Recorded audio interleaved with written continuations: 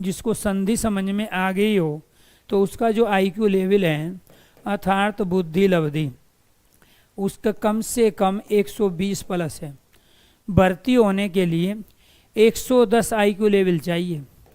ठीक है, ये आपको ध्यान रखना। ये आईक्यू लेवल क्या है उसको समझो पहले। मान के चलो आप अपने लाइफ के 25 बर्थडे मना चुके हो। जैसे आज संजय राणा का बर्थडे था, अब वो कौन सा बर्थडे था वो अभी उसने बताया नहीं।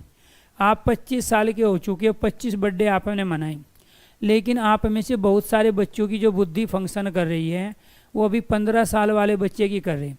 हो तो गए हो आप 25 साल के और 15 साल वाले बच्चे की तरह काम कर रहे हो, तो इसका मतलब भर्ती जो होंगे वो 2027 या 28 में जाके होंगे। ठीक है, अब भर्ती होने के लिए जो आईक्यू क्या है, बुद्धि लब्धि है। आप 25 साल आपकी क्या है, वास्तविक आयु है। मैं बता देता हूँ, एक होती है आपकी वास्तविक आयु, बुद्धि लब्धि।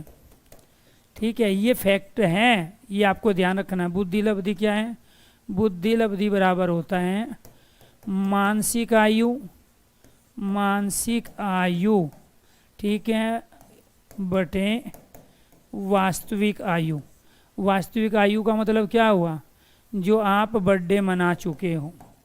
अब जैसे फॉर एग्जाम्पल भर्ती होने के लिए मान के चलो किसकी वास्तविक आयु गुणा 100, ये भी ध्यान रखना है, गुणा 100, तो ये निकलेगा।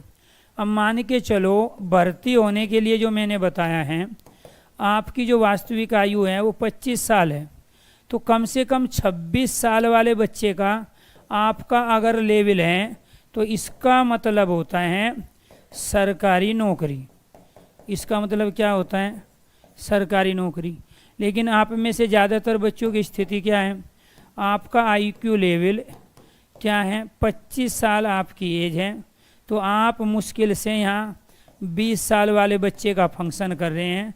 इसका मतलब है कि ये बच्चा 2026 में जाके भर्ती होगा।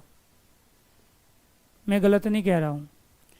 बर्थडे 25 मना चुका है, मैं यहाँ संजय को नहीं कह रहा हूँ, मैं सबकी बात कर रहा हूँ। बर्थडे 25 है लेकिन 20 साल 5 साल पीछे चल रहा है अभी अपने दिमाग से।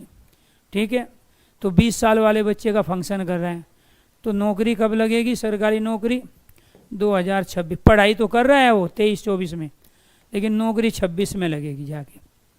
ठीक है, करना क्या था, करना ये था आईक्यू लेवल इस लेवल का चाहिए था। आईक्यू लेवल किसका चाहिए था, अगर आप 25 साल के हो तो आप 26 की स्पीड से दिमाग से काम लो। ठीक है, और ये जो आएगा वो सरकारी नौकरी दिलाएगा। ये वाला पहले वाला किसके पास है ये देख लो। ज़्यादातर जो बच्चे हैं ना ये दूसरे वाले के, क्योंकि आपके कमेंट भी बता देते हैं हमें आपका आईक्यू लेवल क्या है, आपका रंग ढंग भी बता देता है।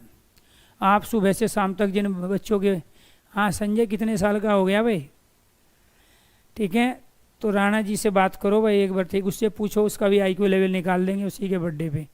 तो ये ज़रूरी है।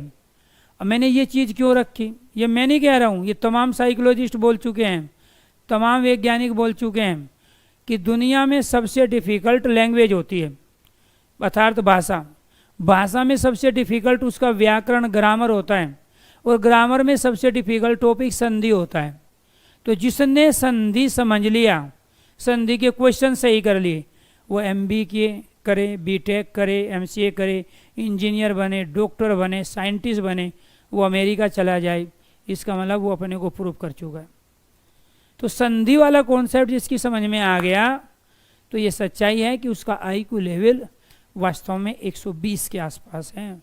ठीक है, ये आपको ध्यान रखना। हाँ, दिल तो टूटने की चीज़ है। तमाम ये फिल्मी गाने इसीलिए बने, दिल टूट गया, दिल फूट गया, दिल रूस गया, दिल के टुकड़े टुकड़े हो गए, दिल में आग लग गई। तो दिल तो टूटेगा, क्योंकि कृष्णा यादव जी, ये आपको ध्यान रखना है, भगवान ने दिल टूटने के लिए बनाया, लेकिन वो आज तक टूटा हुआ दिल मुझे दिखाई किसी का नहीं दिया। ठीक है, तो मैंने भी बहुत जगह दिल लगाया है।